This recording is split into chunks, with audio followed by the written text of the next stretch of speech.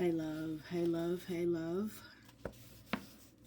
Wondrous and winning Wednesday to you. Looky here, let's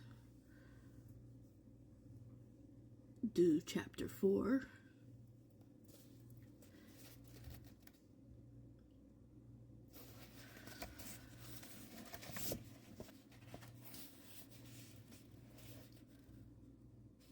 In reading chapter 3, you may have recognized your own life experiences in which you learn to process loss incorrectly.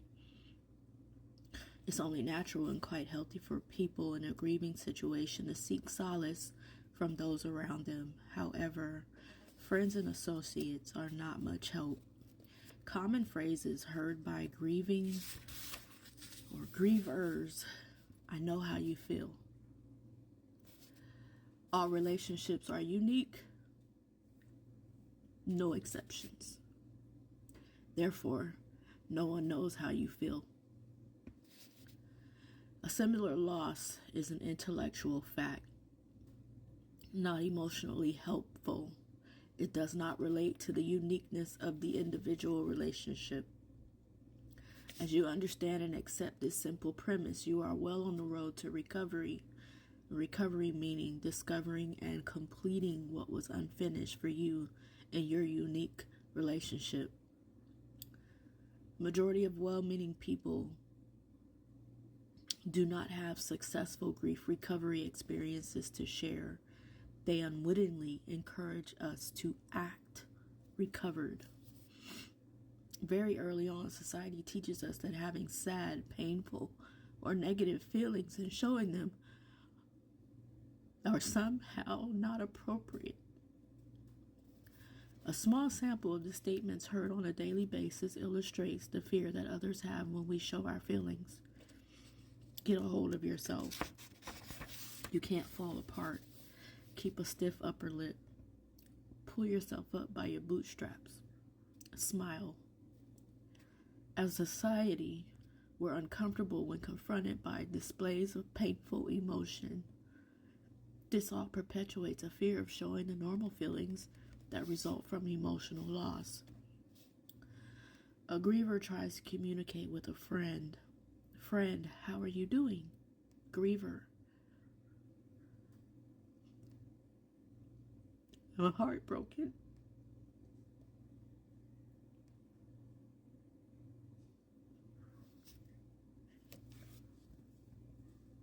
Friend: don't feel bad. She's not in pain anymore.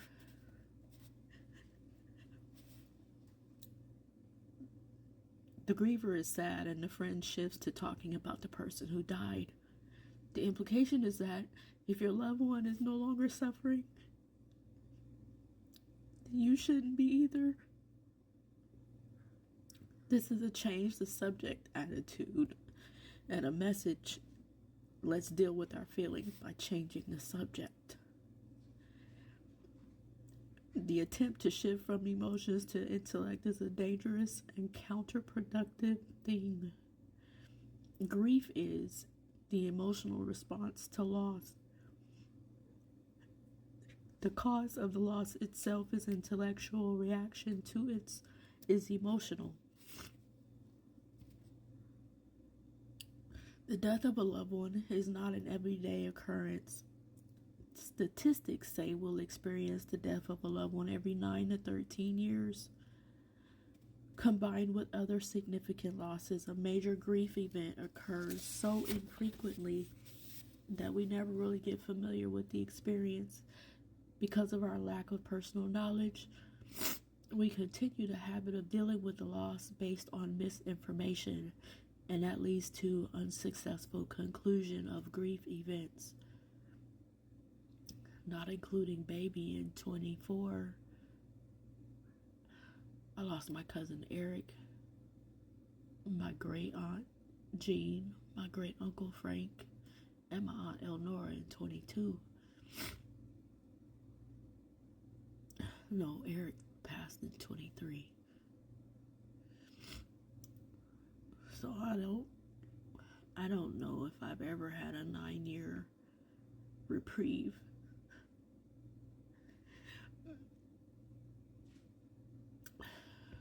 An average of 4 out of 5 reactions that grievers hear following the loss of a loved one imply that they shouldn't deal with the feelings they are experiencing.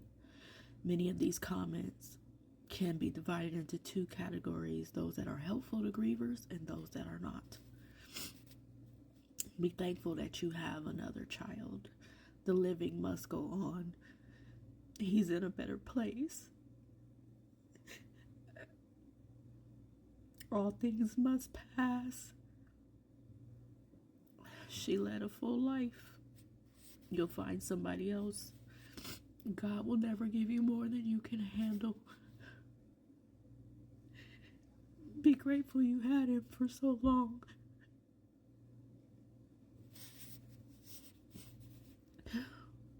Since the griever is experiencing intense emotional suffering, these statements, which all have to do with the intellect, are quite inappropriate. Don't feel bad. Don't feel the way you feel because sad, painful, or negative feelings are no good. You must find a more acceptable feeling, something positive. No. Grieving people want and need to be heard, not fixed. Effective grief recovery is about being heard. Another form of distraction is how people talk or don't talk about death. Some can't even say the word death. They say she passed away. He's gone to his eternal rest. Somebody's gone. He expired. We've lost. Imagine how all of this sounds to children who expect to hear truthful answers when they ask what happened to Grandpa, and the response is, Grandpa's gone to sleep. What that is telling them is that there are 2 forms of sleep, and when they look in the casket, they know that something is not right. And what does this do? It makes them be sleepless and restless, afraid to go to sleep for like several months. God has also been given a bad name when children are concerned. When they ask you what happened to the person that has died, and the response is God called him or her home.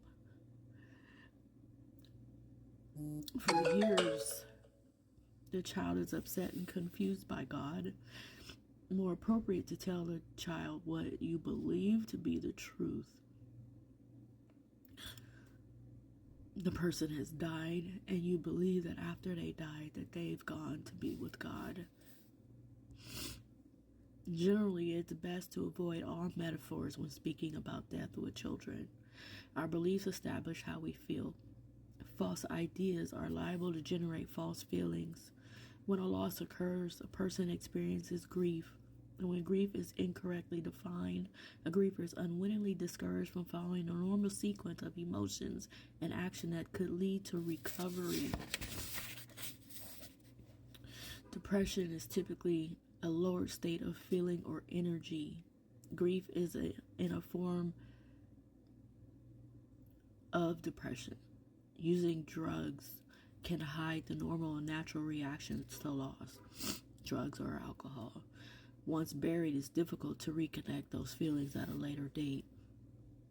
Drugs have the capacity to divert and distract. An individual can derive some short-term benefits, but it's dangerous, and it gives the illusion of well-being that often accompanies that kind of treatment. Grief is painful. It's supposed to be. Some of us are angry at God with an untimely death, and it's understandable. The anger will pass, and we shouldn't be judged for it.